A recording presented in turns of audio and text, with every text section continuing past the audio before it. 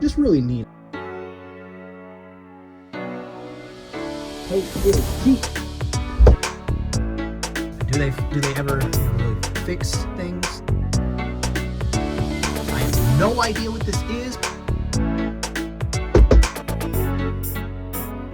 What do I care?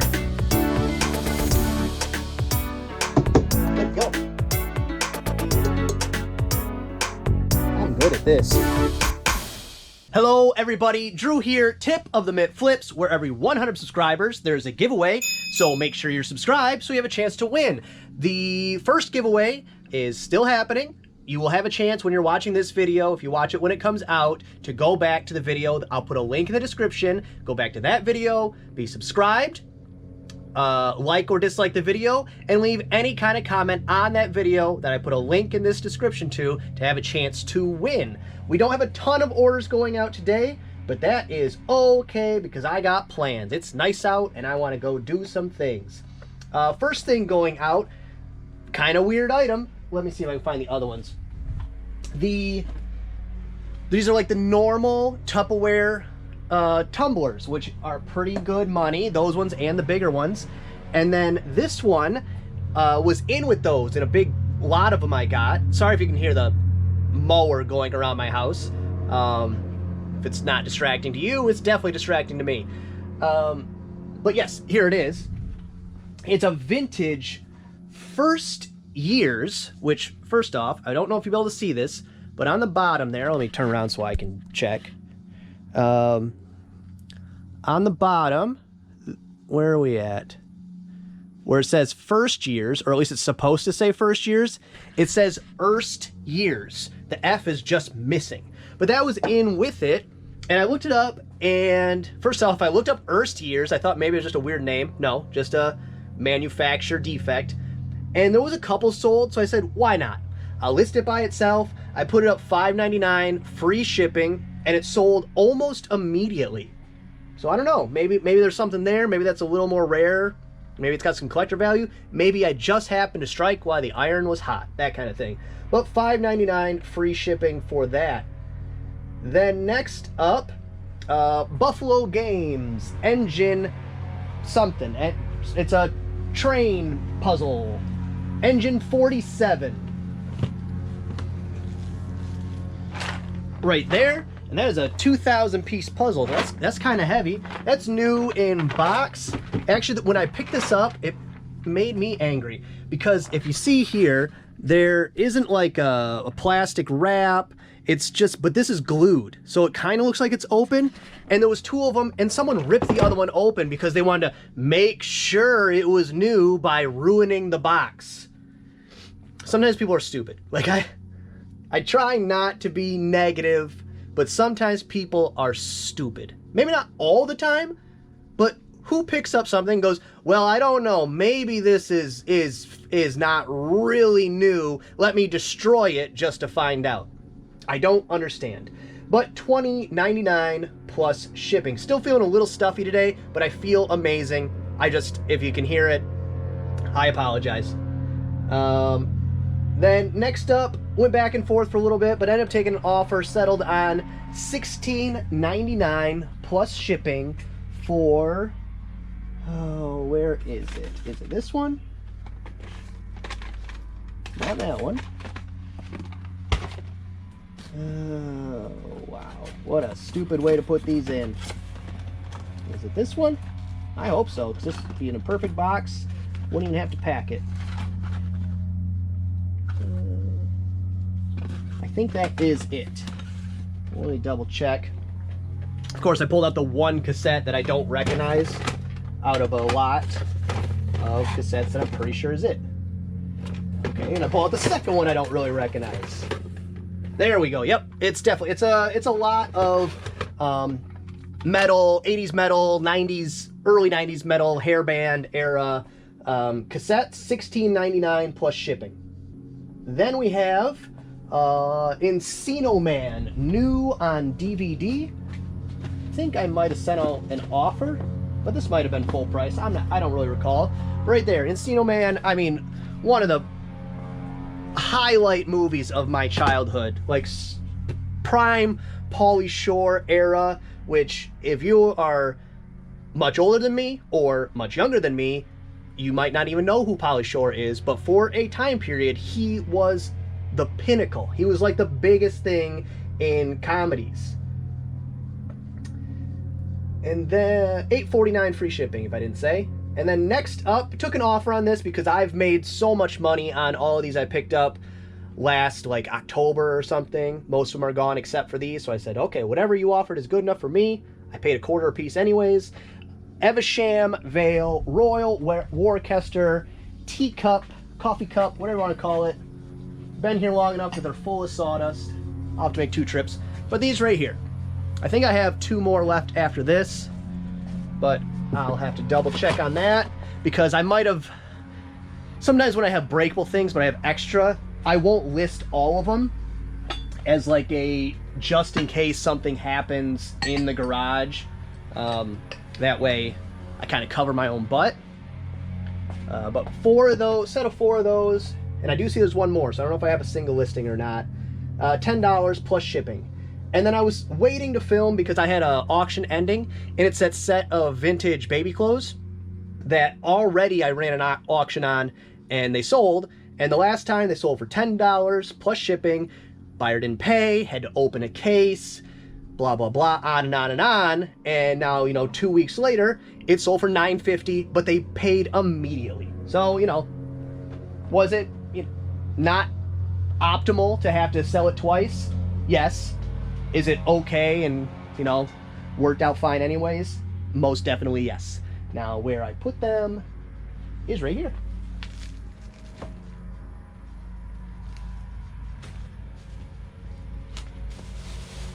And it's just in a bag like that. I'll take them out of the bag and probably refold them, make them look a little more nice. I don't really have to, but make the customer happy. They're paying me money. I can at least try to make it look like I care. That's all the orders for today. Not a lot, but I said in the last video, I took off quite a few days. So, you know, when you don't list, you don't sell. That's just how it goes. And also end of the month, usually end of the month slows down as well. And then the beginning of the month picks back up. I don't know, maybe pay cycles or for whatever reason that is. Did a little bit of sourcing because I had to run out to storage. And actually, before I go over what those are, I had to run out of storage because a friend of mine, by the way, thank you very much, Jason. Big win on that one, eventually. But he sent me a picture. He said, hey, there's some Legos on sale at Walmart. And what they were Lego advent calendars. So not really the season for them. There was a Star Wars one too. It's on a different shelf. But they were on super clearance. I bought them all. And let me find the numbers here. So what I paid for them, including tax, was $308. And if they sell at the current listing price, if all of them sell at the current listing price I have them, I will profit $361. So basically a double up. And I take offers and all those kinds of things. So, and I run sales on the weekend. So probably basically around exactly doubled. The thing with retail arbitrage is, for one, that's $308 out of my pocket. For two, it takes a lot longer because there's only 4 of them, but I have 40 of them, of the 4. It was 12, 12, and 3. So 39 actually. It's not like all of those are going to sell in a week. And honestly, most of them aren't going to sell till around October and then into Christmas because they're advent calendars. You open a door each day counting down to Christmas. The Star Wars one has some link to a game that you can play, and it seems like that one's selling regularly anyways, so maybe that one will sell a little quicker. But that's just something you got to watch out for with retail arbitrage, because you can end up sitting on product for a long time. You still end up making money, but if you need that cash to recoup quickly, then retail arbitrage probably isn't for you. And on that note, I noticed I was being stupid, and I had 3 of these up here and 3 of these up here that I also took the others to storage. Why take up space? I have a giant storage unit, which I don't know if I've done a tour of that or shown you guys yet, but maybe some point. It's a storage unit. You know, it's got shelves. If you've seen one, you've seen them all. On my haul, it was some green Converse All-Star Chuck Taylors. Paid, sorry about that mower again. Paid $4 for that. My lawn is completely flooded, so he's probably bottoming out. $4 for those. I'll probably get about 15 bucks. Not great money, but should sell quickly. And then this I thought was pretty cool. It's a Boy Scout mess kit. So it's got like you open it up and there's a plate and probably a fork that folds in half or something weird like that. There was also the canteen with it, but the canteen didn't add a lot of value, so I passed on that because they were both $4, and to make the extra $2 wasn't worth the extra hassle, pictures, shipping, all that. And then next I got a amber ashtray, paid $2 for that. I'll probably get about $20, 15, 20 bucks plus shipping. But then these were the big score, if you can call it a big score. They are unicorn figurines, which I don't know about anybody else. I do not think unicorns are girly. Yeah, they put flowers on them and stuff, but it's a horse with a horn. Like, if this was a real animal, this would be the baddest animal on the planet. You can ride it and it could stab people. I don't know why girls got to steal unicorns. I was always upset about that. They are awesome. But this one, it's from, what's this company? Fine Porcelain Princeton Gallery. And there was probably 10 figurines, and they all were worth the $30 to like $150 range. But most of them, the horn was broken off of, or they were, because they're kind of dingy, you know, I'm gonna have to clean them up. The value wasn't high enough to put in the effort. But this one right here is the second most valuable one in this collection. And there's only one listed. This one is the Midsummer Night. It's the only one listed is brand new, or at least it claims to be brand new. Just means it has the box, doesn't mean it's new. I mean, they're from 1994, they're not new. But that one's listed for 200 bucks plus shipping. I'll probably put mine at 175 and take literally any offer on it, because I paid $10 for both. Not really excited about what it's going to take to pack these up, but when the money's there, you know, just put in the effort. It's not really that hard. They're definitely fragile, but I'll probably use, you know, some wrap around all the little breakable fragile spots, and then wrap that, and then packing peanuts, you know, just, I'll put it in a box 4 times too big for it and just cover my butt on that. So I'm gonna pack this stuff up really quick. I don't know why I zoomed in all of a sudden. Pack this stuff up real quick, and I'm gonna save the teacups till the end, and then I'll come back and I'm gonna show you something with that. Okay, so I got everything packed up and the mowing stopped, so that's great. But what I wanted to show you is, I mentioned yesterday how the box I use more than any other box by far is the number 7, which is this one right here. And the reason is because when you are able to resize a box, it's very versatile. Because what I'll do is I'll put these in small bubble, wrap each one individually. I'll place them in like that, which gives them plenty of room and cushion all around. I'll probably put a square of a bubble wrap also is exactly this size, roughly. So I'd put a 1 square of big bubble on the bottom, wrap each one individually, put it in here, pack around the outside, big bubble on the top, and then I'll resize the box down to this size, and that's the perfect box for shipping something like that. Which, if you're holding 4 cups in your hand and looking at this box as 2 separate things, it doesn't even come close to looking like the right box. Of course, if you have a box that's already that size, that's the perfect box. But from USPS, this is the one that's in that option. Because the only other option would be possibly I could put it in a shoebox and then wrap each one and stack them that way. I have done stuff like that before. It's just not great. It's not your best option.